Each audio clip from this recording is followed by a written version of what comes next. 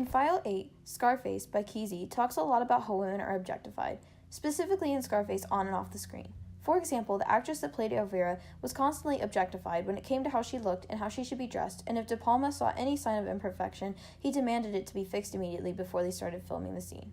The actress says he did this because he wanted the audience of the film to see how much of a sex object she was to Tony in the movie. Tony reduced her to nothing but that, and thanks to De Palma, it is very evident in the movie. Him treating Elvira as nothing but an object backfires on him in the end because he can't love her as a person. Before Tony, Elvira had a very defiant spirit, which is what made Tony desire her, but once he took possession of her, he broke that spirit. As he objectified her and treated her coldly, Elvira became, like Kesey states, a broken doll, and she is treated like the tiger that Tony owns, nothing but a mere display, caged up in his mansion. Tony Montana has an interesting complex when it comes to women he encounters throughout his life. All throughout his rise to power and activities to get there, women play a role in his mind, a sort of driving force to his ultimate goal, power. In this scene, he explains to Manny his hierarchy of true power. He says, first you get the money, then you get the power, then you get the women. He feels that the only true way to get women in the first place is by being powerful. Without power, women wouldn't even bat an eye at someone like Tony. He pushes them off until he feels he's at a place where he can confidently make a move. He treats women as objects of power and writes off the notion of love from even the very beginning. Tony sees women as a trophy in his mind, as something that should be shown off for the rest of the world to see. In this clip, De Palma shows the first shot of Elvira when she is first introduced to the audience. He purposely puts her in the clear elevator so she looks in the eyes of Tony and the audience like a trophy displayed in the glass case. Tony thinks of her as something that would show that he has truly made it in his endeavors to climb the ranks of the street syndicate, to show off to others as an accolade of his. Not to mention, Elvira is Tony's boss's girl. He looks at her and looks at the boss and idolizes himself in Frank's shoes. Frank is seen as powerful to Tony and an overarching goal of his, what he wants to become.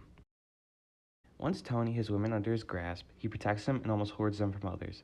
He thinks that if a woman is associated with him, they are his and only his. He doesn't want other men looking at them or thinking about them. Tony and Gina have a very close relation, almost a little too close as it gives off hints of incest. In this scene, Tony is yelling at Manny for even calling his sister beautiful. The audience can tell Tony is serious.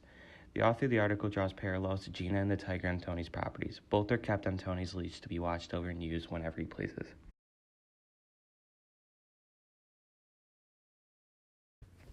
File 4 is also relatable to Little Caesar for several reasons. In Visual and Other Pleasures, Laura points out that the role of women in mafia films and how women are perceived as a threat. In this movie, Olga can be seen as a threat with Rico because of the fact that she is taking away Joe from him, and could be easily blamed for the reason as to why Joe no longer wants to be a part of a life of crime. She also calls the police, telling them that Joe is ready to talk, which also shows that she's against the plans of the main character and is a threat to Rico, as is Joe in a sense too because of her. In Little Caesar, Olga is a Russian immigrant that has been completely converted to the Anglo-Saxon norms. She speaks, behaves, and dresses like an American, and acts as a bridge for Joe to do the same, and leave the look down upon Italian ways and culture within the movie. And it is ultimately thanks to their union that Joe is able to eventually break through the ethnic culture barrier. Olga plays a supporting role in the movie. She encourages Joe to leave the gang to live a comfortable and happy life with each other. However, Joe emphasizes that once you're in a gang, you can never leave. He displays fear in betraying Rico, knowing that he would be punished.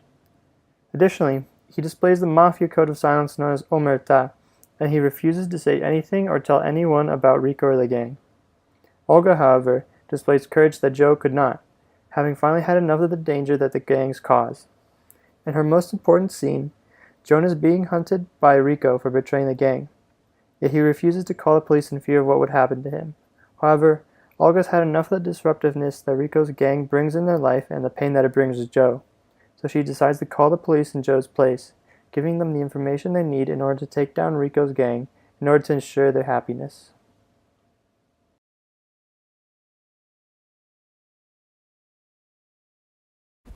File 4, Visual and Other Pleasures by Laura Mulvey gives very many ideas that can be related to the role of women in mafia films.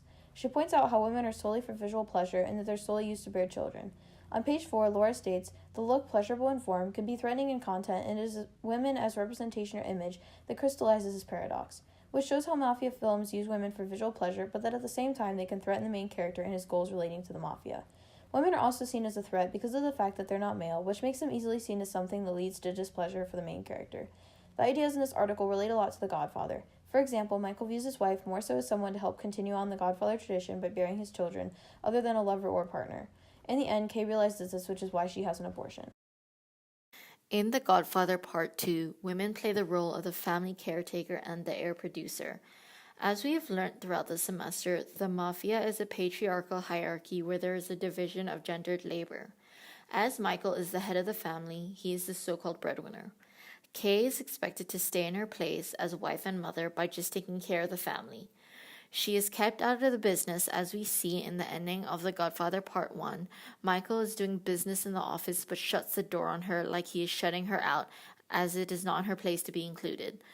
The importance placed on a woman being an heir producer can be seen in the conversation between Kay and Michael during his trial. When Kay tells Michael about the abortion and that she didn't want his son, we see the importance of this role play out by his reaction. He immediately slaps her for killing a potential heir to the mafia rather than caring for her and asking how she is. With the abortion, Kay is consciously challenging the male power structure of the mafia and her expected gender role in the mafia. It not only ends the potential Godfather line, as it is inferred in the film that Michael's eldest son has health problems, but takes power away from Michael. As a good patriarch, Michael is supposed to keep a good grip on the family. As we know, the abortion is a surprise to him, as seen by his reaction, so it shows that he does not have a good grip on his family, as he does not know what is going on, thus reducing his power. Furthermore, Michael is not a good patriarch, as a patriarch without an heir isn't one for much longer.